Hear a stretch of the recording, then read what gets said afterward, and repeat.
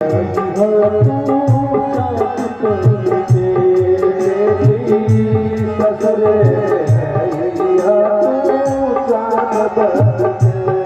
जो सांवला शरीर वाला है ये तो सीता के योग्य है। तब एक सखी कह रही है कि राजा जनक व्यर्थ में धनुष यज्ञ करवा रहे हैं, क्या इस सुकुमार बालक से शिव जी का कठोर धनुष टूटेगा? तब एक सखी कह रही है कि देखने में छोटे हैं, इनका प्रभाव बहुत तेज है, इनके चरण धूलि से हिलिया कर गई, क्या ये धनुष को नहीं तोड़ पाएंगे? इस तरह सब सखियां जो है एक दूसरे से बातें कर रही है। फिर राम लक्ष्मण पूरा जनकपुर घूमने के बाद विश्वामित्र जी के पास आते हैं। सभी लोग रात्रि में विश्राम करते हैं और फिर जब भगवान पूजा का समय देखते हैं तो विश्वामित्र जी से आज्ञा लेकर के पुष्प तोड़ने पुष्प वाटिका में जाते हैं। वह सखी दौड़ते हुए सीता जी के पास आती है और कहती है कि ये सखी, दो राजकुमार आए हैं जो बड़े ही सुंदर हैं, सुकुमार अवस्था है। तब एक सखी कहती है कि वही राजकुमार हैं जो जनक विश्वामित्र जी के साथ यहाँ पर जनकपुर घूम और जिन्होंने अपना सुंदर रूप दिखाकर पूरे नगरवासियों के नेत्र को सफल कर दिए। ऐसी सखी अकेली तो सीता जी जब राम जी के बारे में जानती है तो अपनी सखियों को लेकर के राम जी को देखने चल देती है। और जब राम जी सीता जी को आते हैं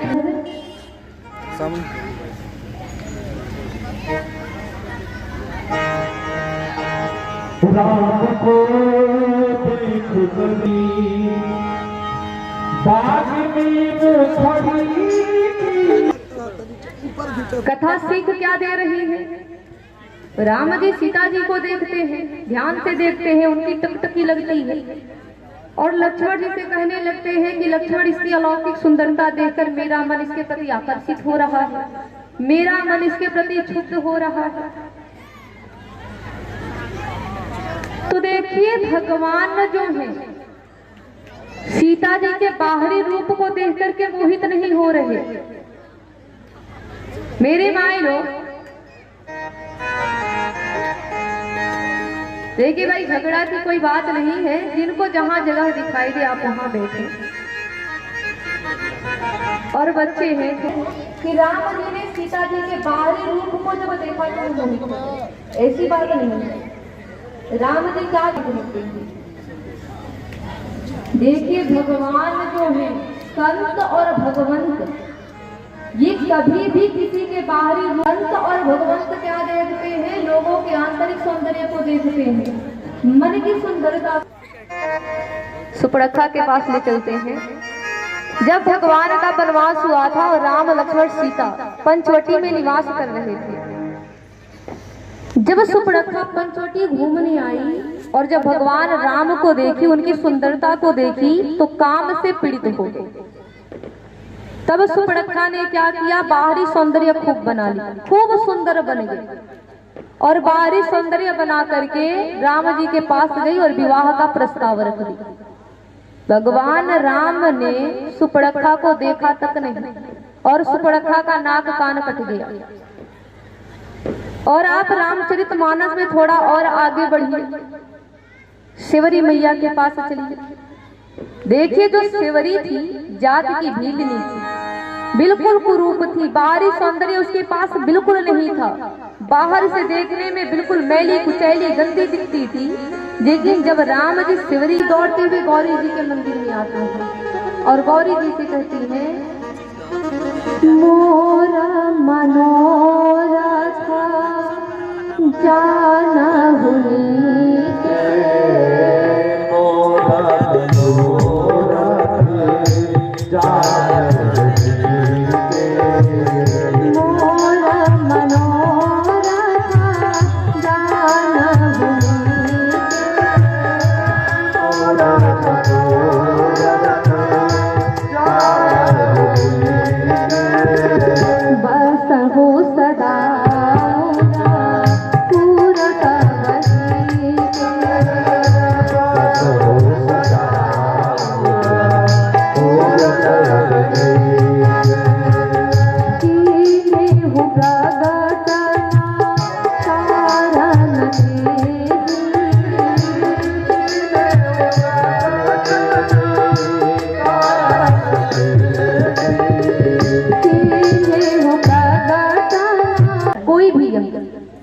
अगर स्त्रियों का बाया अंग फड़के तो आप जान लीजिए कि ये शुभ संकेत है, और यदि पुरुषों का दाहिना अंग फड़के कोई भी अंग, ये शुभ होता है। ये रामायण का मत है। जब सीता जी चली, उनका बाया अंग फड़कने लगा। सीता जी समझ गई कि ये शुभ संकेत है। सीता जी मन ही मन बहुत प्रसन्न हुई। सीता जी अपनी सखियों को लेकर अपने महल को आती हैं। इधर भगवान राम लक्ष्मण पुष्प लेकर के विश्वामित्र जी के पास आते हैं। विश्वामित्र जी पुष्प पाकर बहुत प्रसन्न होते हैं, राम लक्ष्मण को आशीर्वाद देते हैं कि तुम दोनों का मनोरथ सफल हो। फिर राम लक्ष्मण विश्वामित्र जी को प्रणाम करते हैं। विश्वामित्र जी कथा सुनाने लगते हैं। फिर रात्रि होती है, सभी लोग विश्राम करते हैं। तो आइए, अब रात्रि में सभी लोग विश्राम कर रहे हैं, हम लोग भी आज रात्रि में विश्राम करेंगे। और कल देखिए, कल हमारे कथा का है विश्राम दिवस है। कल भर हम आप सबके बीच में हैं, क्योंकि परसों से हमें दूसरे जगह जाना है। तो कल हमारे कथा का विश्राम दिवस है, इसलिए कल जो है बड़े धूमधाम के साथ हम लोग राम जी और सीता जी का विवाह उत्सव मनाएंगे। हो माई, पीछे वाली माई लोग साड़ी कपड़ा धोती गमछा गमछी लेकर जाती है ना। तो राम जी के विवाह में नेवता के रूप में जिनको भी जोना के मांग रहे हैं, ये नियम की बात है। भगवान के विवाह में जिनको जो इच्छा होगी, साड़ी कपड़ा धोती पैसा रुपया आप लोग लेकर के आएंगे। और जब राम जी की गठजोड़ी होगी, गठजोड़ियों होई अजन गावे लो ना, आपन खोरिया कागा ते आपन खोरिया को हाराए जनक राजा, तो यो गुण गवाई, गारियों गवाई। भाई गारी भी गाया जाता है विवाह शादी में, सब गवाई। तो गठजोड़ी में आप लोग जो भी लाएंगे भगवान के विवाह में, ये मत सोचना कि हम मांग रहे। लड़का के जब घरे विवाह होला तो डीजे बाजेला, ऑर्केस्ट्रा आवेला, और ऑर्केस्ट्रा के नाच पर चट्टी पे लोग खूब नाचने लगते हैं। बहुए भी घूंघट निकाल कर कूदने लगते हैं। अगर मना करे ना तो अगर मना करिए, कह रहे काहे नाच रही हो, तो कहेंगे कि आज मेरे देवर की शादी है, आज मेरे बेटे की शादी है। तो काल केकर शादी रही, काल हमने के राम जी की शादी रही। तो राम जी के शादी में केहू है गाना बैठे के चाहिए। देखिए, कल धनुष यज्ञ भी होगा, जयमाला भी होगा, और कल ही विवाह भी होगा। पूरे धूमधाम के साथ हम लोग विवाह उत्सव मनाएंगे। तो सबको नाचना है और विवाह में सबको लुटाना है। जिंगा लड़का के ब्याह में परछौना में लुटावल जाला, वही राम जी के ब्याह में सबके लुटावे के बाद। और देखिए, हमने कल कथा में कहा था कि भगवान से वैसे ही सभी राजा धनुष के हाथों हार कर बिल्कुल बहासी हो गए। अब देखिए, जैसे ही जनक जी महाराज ने सभी राजा, यहाँ तक कि देवता और दैत्य भी राजा का भेष बनाकर आए हैं, लेकिन शिव जी का धनुष किसी ने नहीं उठाया। अरे भाई, उठाने की बात तो बिल्कुल अलग है। किसी ने इस धनुष को तिलवर हिला ही नहीं पाया। जनक जी कहने लगे कि अगर मैं जानता, अगर मुझे यह पता होता कि यह पृथ्वी वीरों से खाली है, इस पृथ्वी पर एक भी वीर नहीं है, तो मैं कभी भी ऐसा प्रण करके अपना उपवास नहीं कराता। जनक जी कहने लगे कि आज मुझे पता चल गया।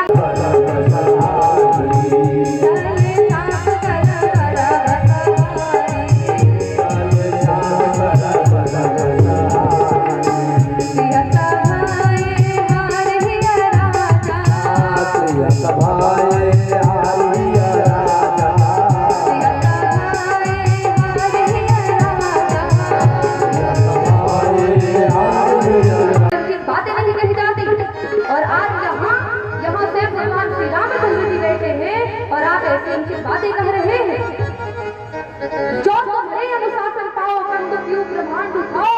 यदि मैं याद कर भगवान श्री रामचंद्र जी की आज्ञा पाओ, तो ये पुराना धनुष क्या चीज है महाराज। मैं पूरे ब्रह्मांड को एक गेंद की तरह उछाल दूंगा, मैं सुमेरु पर्वत को एक मूली की तरह तोड़ दूंगा। और आप इस पुराने धनुष के बारे में क्या कहते हैं? ये पुराना धनुष क्या चीज है?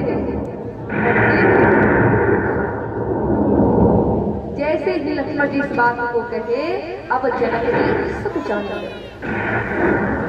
तब विश्वामित्र जी और राम जी ने इशारों में लक्ष्मण जी को रोका, अपने पास बिठाए और फिर जो है विश्वामित्र समय सुख जानी, बोले अति स्नेह में बानी, उठो राम धन जो हो चापा, मीटो जनक परितापा।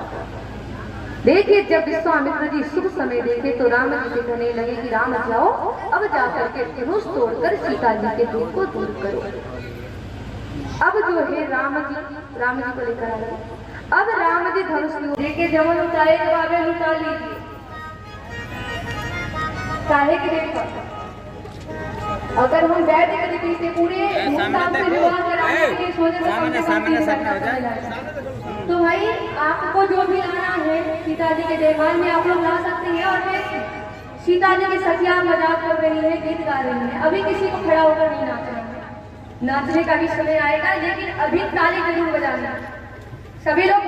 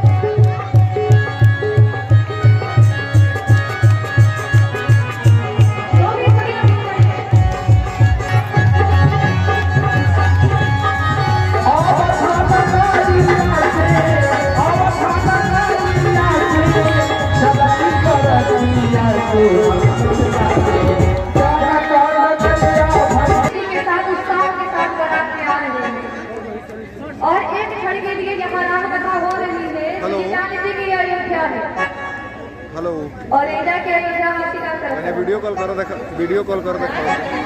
अरे कृष्णा के नाच आ जाए ना मुंह में पैसा लगाएंगे मेरे भाई लोग आपको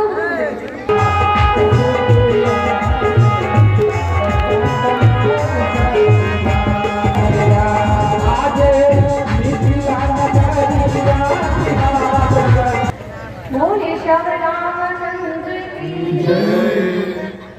हो गया बैठ जाए। तो देखिए भगवान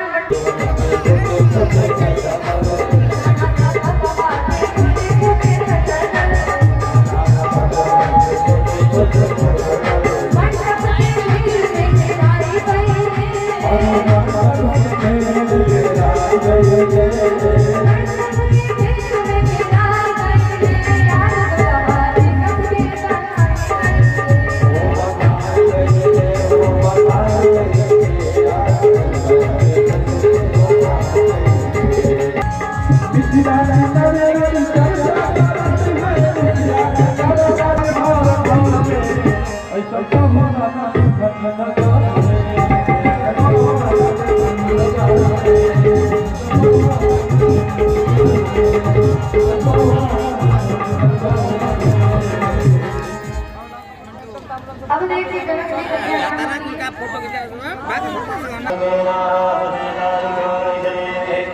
स्वस्तिनो व्यसनिकरालो विगतकामोदः विजयमानः सुसंज्ञावानो विदधेशयमयः अग्निर्वा वनवः सूर्यचक्षुषो दुष्वेनो देवा अवसानमन्यः धनमुद्रणेभिः शृणुयामदेवा घनं वचेम शपिजलदाः स्थिरैरं वेदनादिपचारमदिभिः जलत्वमाद्यं भूशान्तिरं दर्शमो शान्तिः विनवे शान्तिरावः शान्तिरोपदयः शान्तिः वरदयः शान्तिर्द्वय देवाः शान्तिकम शान्तिः सर्वभूतान्तिः शान्तिरेव शान्तिः सामा शान्तिरेति यतो यतः समीयते ततो नो अभयं गुरो शान्तिर्भवतु सर्वाधिकशान्तिर्भवतु निर्विघ्नमस्तु श्रीमन्महागणाधिपतये नमः लक्ष्मीनारायणाभ्यां नमः उमामहेश्वराभ्यां नमः वाणीरत्नगर्भाभ्यां नमः श्रीपरस्पराभ्यां नमः पितृचरणमूलेभ्यो नमः इष्टदेवताभ्यो नमः कुलदेवताभ्यो नमः ग्रामदेवताभ्यो नमः साधदेवताभ्यो नमः सर्वेभ्यो देवेभ्यो नमः सर्वेभ्यो ब्राह्मणेभ्यो नमः सत्यबुद्धिसहिताय श्रीमन्महागणाधिपतये नमः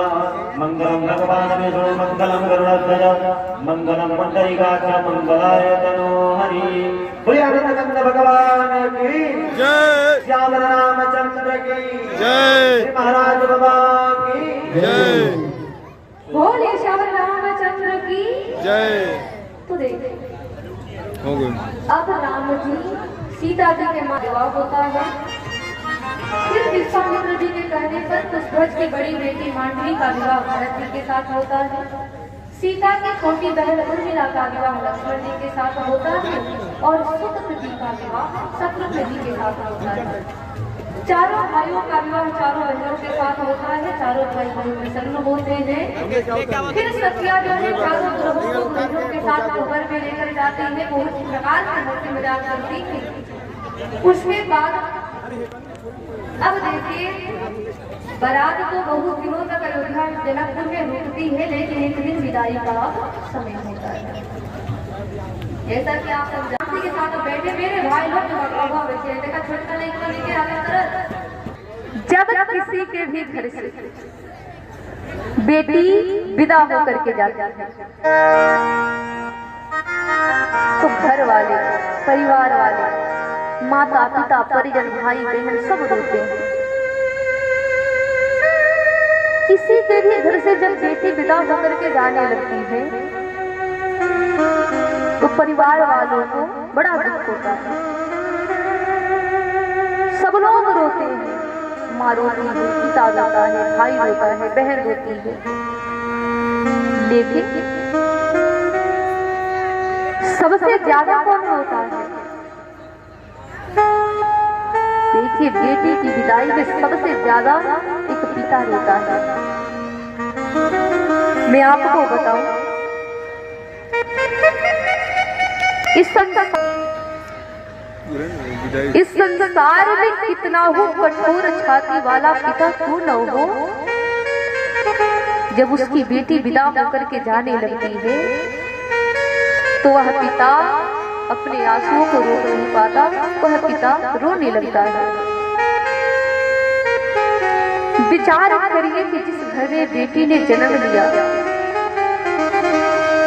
जिस आंगन में खेली ससुर